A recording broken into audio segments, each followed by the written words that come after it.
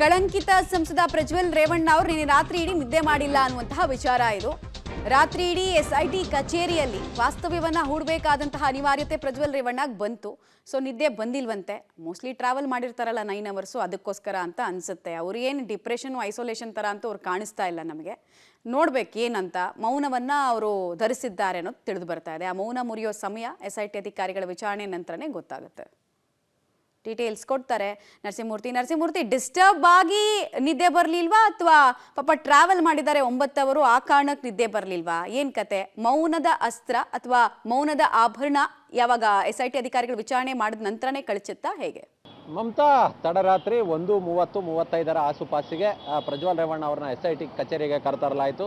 ಅದಾಗಲೇ ತಡರಾತ್ರಿ ಆಗಿರೋದ್ರಿಂದ ಊಟವನ್ನು ಕೇಳಿದ್ದಾರೆ. ಊಟ ಮಾಡ್ತೀರಾ ಅಂತೇಳಿ, ಇಲ್ಲ ಊಟ ಆಯಿತು ಅನ್ನೋ ನಿಟ್ಟಿನಲ್ಲಿ ಪ್ರಜ್ವಲ್ ರೇವಣ್ಣ ಹೇಳಿದ್ದಾರೆ. ಅವರ ತಂದೆ ಪೊಲೀಸ್ ಕಸ್ಟಡಿಯಲ್ಲಿ ಇದ್ದಂತಹ ಸಂದರ್ಭದಲ್ಲಿ ನೀಡಿದ್ದಂತಹ ಹಾಸಿಗೆ ದಿಂಬನ್ನು ಪ್ರಜ್ವಲ್ ರೇವಣ್ಣ ಅವ್ರಿಗೂ ಕೂಡ ಅದೇ ಹಾಸಿಗೆ ದಿಂಬನ್ನು ನೀಡಲಿದ್ದಾರೆ. ರಾತ್ರಿ ತಾವು ಮಲಗಬಹುದು, ಬೆಳಗ್ಗೆ ವಿಚಾರಣೆ ಇರುತ್ತೆ ಅನ್ನೋ ನಿಟ್ಟಿನಲ್ಲಿ ಸೂಚನೆಯನ್ನು ಸಹ ಕೊಟ್ಟಿದ್ದಾರೆ. ಅದಾದ ಬಳಿಕ ಇಡೀ ರಾತ್ರಿಯಲ್ಲಿ ಎಲ್ಲೋ ಬೆಳಗಿನ ಜಾವದವರೆಗೂ ಕೂಡ ಪ್ರಜ್ವಲ್ ರೇವಣ್ಣ ನಿದ್ದೆಯನ್ನು ಮಾಡಲಿಲ್ಲ ಅನ್ನೋ ಮಾಹಿತಿಗಳು ಲಭ್ಯವಾಗ್ತಿದೆ.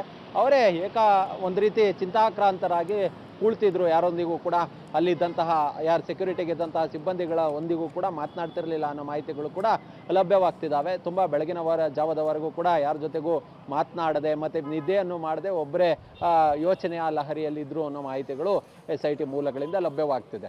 ಮತ್ತು ಇದೀಗ ಬೆಳಗ್ಗೆ ಎದ್ದು ಅವರ ನಿತ್ಯ ಕರ್ಮಗಳನ್ನು ಮುಗಿಸಿದ್ದಾರೆ. ಮತ್ತು SIT ಅಧಿಕಾರಿಗಳು ತಿಂಡಿಯನ್ನು ಕೊಡೋದಕ್ಕೆ ವ್ಯವಸ್ಥೆಯನ್ನು ಸಹ ಮಾಡ್ಕೊಳ್ತಿದ್ದಾರೆ.